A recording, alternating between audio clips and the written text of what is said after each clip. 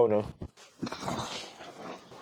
So you've just wasted a day. Don't panic. I'm going to show you exactly how you're going to save it. You're probably quite frustrated right now and you're thinking a few things. One, you're like, well, I've wasted most of the day anyway, I might as well just waste the rest of it. Two, you feel like you need to do a lot of work to make up for all the lost time and you're feeling a little bit overwhelmed and you low-key know that you're not going to do any of that work anyway. Or three, you're a super genius and you're going to follow everything in this video. Well, the first thing you need to do is get up and get rid of your phone. Of course, don't get rid of it just yet. You need to watch the rest of this video. Trust me, there's some decent tips in here. And also, make sure that you just make your bed and do some basic tasks to start off your morning. Start your day off right by doing some simple tasks that give you some clarity and allow you to feel a little bit better about waking up so late. You're probably going to be really frustrated right now, but please try not to look at the time and try not to focus on how much time has been wasted in the day. We still have 24 hours in the day, and even though you've woken up a bit late and lost a few of them because of your laziness, I mean because of your tiredness, poor you, we're still going to do the absolute best that we can to make the most out of the time that we have. Now let's drill right into it. Okay, you're now up, you've made your bed, gone to the bathroom and gotten yourself semi-acceptable looking for the day. Now what? You need to have a plan for the day and work out how you're going to execute it. But before we execute our plan, we need to get ourselves in the right mindset. So join me for some lovely relaxing yoga. Now I'm joking, scrap that, this isn't that kind of channel. What we actually need to do is get rid of distractions. And I'm sure you know exactly what I'm talking about. I've alluded to it in the beginning. You need to get rid of your phone.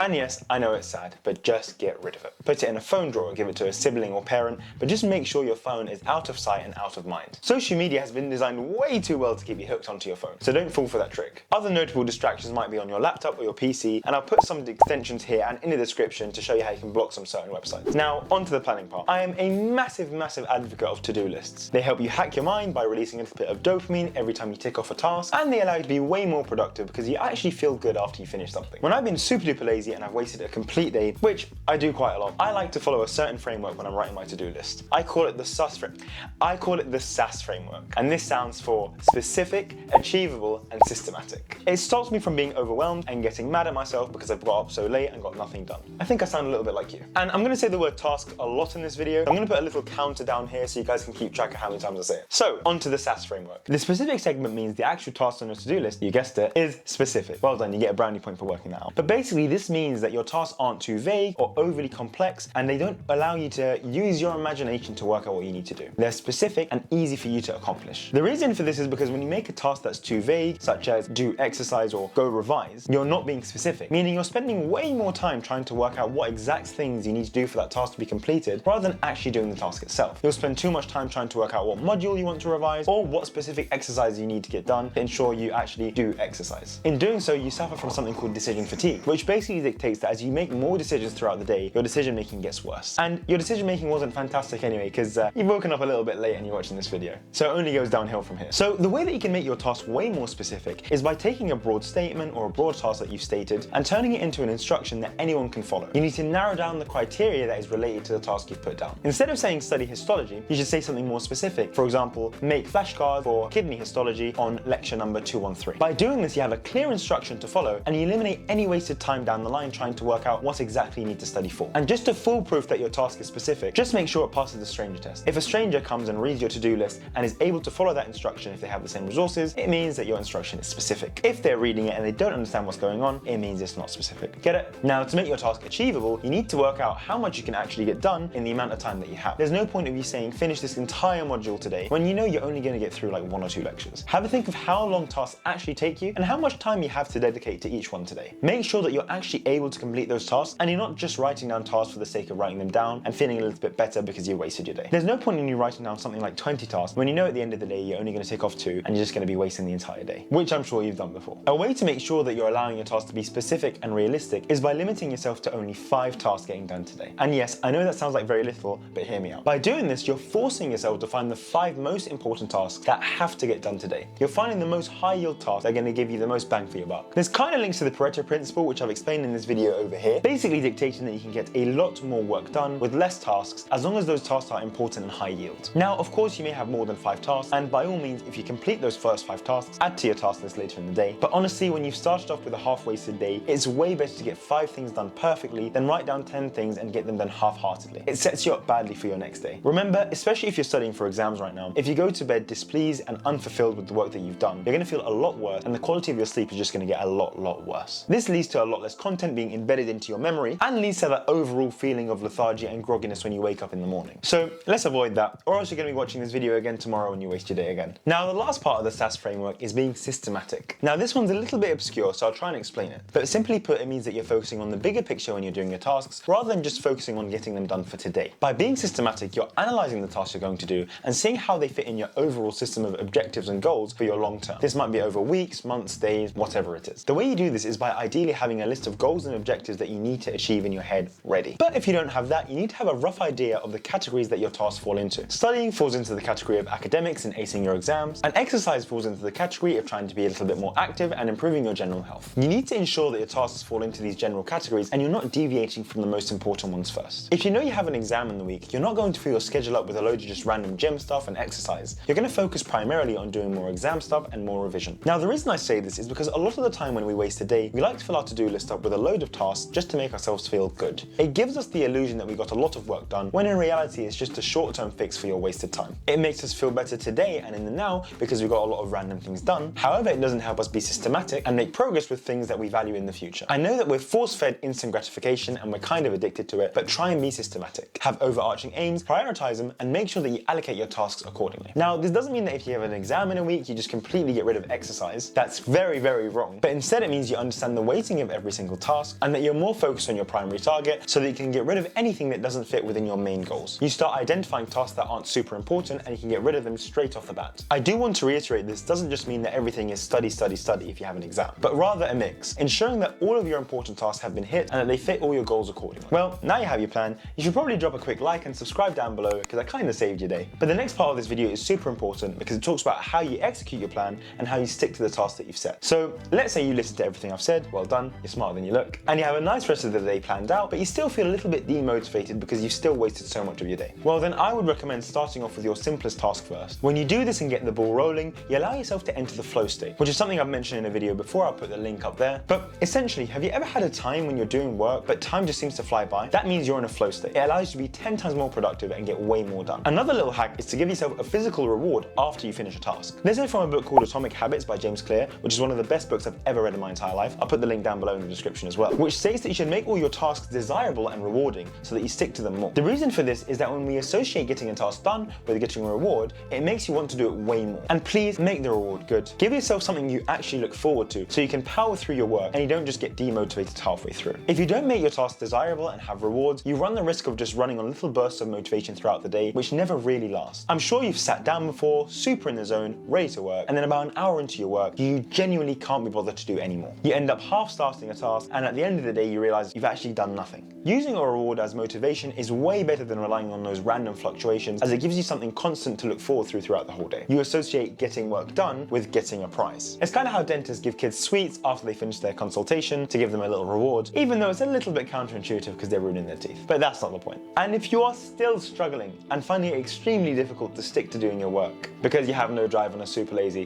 which is fine, you're just like me. The last hack I like to use is the 5-minute rule. Basically, this dictates that you should set yourself a 5-minute timer and tell yourself you're only going to work for 5 minutes. If at the end of the 5 minutes you still don't want to work and you feel like it's the worst thing possible, you're absolutely okay to stop. You might think this is absolutely useless, but honestly, it's one of the best things you can do. If you've ever been told to write like a 3,000-word essay in the past, I'm sure it looks like a massive mountain that can't be scaled. You're really daunted and you never want to actually begin. But once you actually start to write it, you realize it's nowhere near as bad as you thought, and you always wish you'd started a little bit earlier. So yeah, now if you followed everything I said, you should feel pretty chuffed. But there's still a little more you need to do, and is arguably the most important part of this entire day. You need to find out why this half-wasted day happened. See, I'm happy you're watching this video, but honestly, I never want you to watch it again, or I want the frequency of you watching it to reduce completely. That's because no one actually wants to waste their day, because when it happens, even if you have a really productive day, you always feel that little bit of guilt at the end, and I want you guys to avoid that completely. And the only way you can avoid this from happening again is by finding the root of the problem. A lot of the time, the reason why your day was completely wasted is because of a lack of sleep or a lack of the quality of sleep. I have an in-depth video on sleep coming out soon, so make sure you hit the notification bell and subscribe to see it when it comes out. But yeah, sleep, and specifically a lack of it, is the reason why you get that really heavy, groggy feeling in the morning when you wake up. That is usually the moment where you waste the most amount of time scrolling through TikTok on your FYP, or watching random videos on YouTube, rather than getting up and getting some work done. So one easy way to make sure your sleep improves significantly is by getting rid of anything that emits blue light before you go to bed. Hello,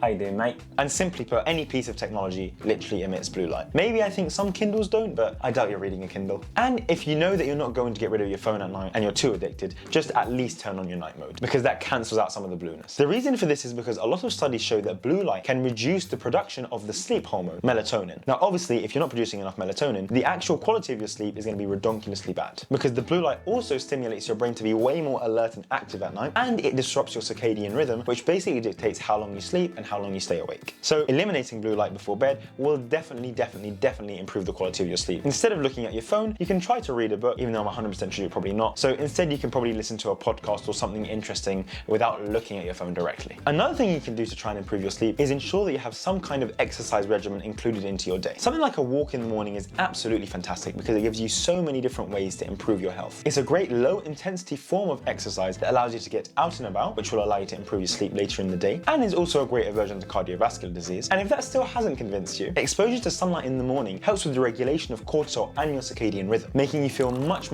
more refreshed and getting rid of that heavy grogginess and tiredness that you feel when you wake up. I'll link a very interesting podcast down below by Andrew Huberman, who talks about the psychology and why exactly this helps us wake up better. He's a lot smarter than me, so he'll explain it a lot better than I can. Honestly, a walk in the sunlight is just so amazing and will give you some much needed vitamin D, which is something you're definitely deficient in if you live in the UK like me. If sleep isn't your problem, your bad habits might be the reason why you're slowing down and not getting as much done as you might think. These bad habits can really impact your studying and make you feel much more agitated when you're trying to sit down and do some work. If that sounds a little bit like you, make sure you watch this video here to see how you can get a lot more work done and curb those bad habits. And if you enjoyed this content, make sure you drop a like and subscribe down below to check out all the new content I make.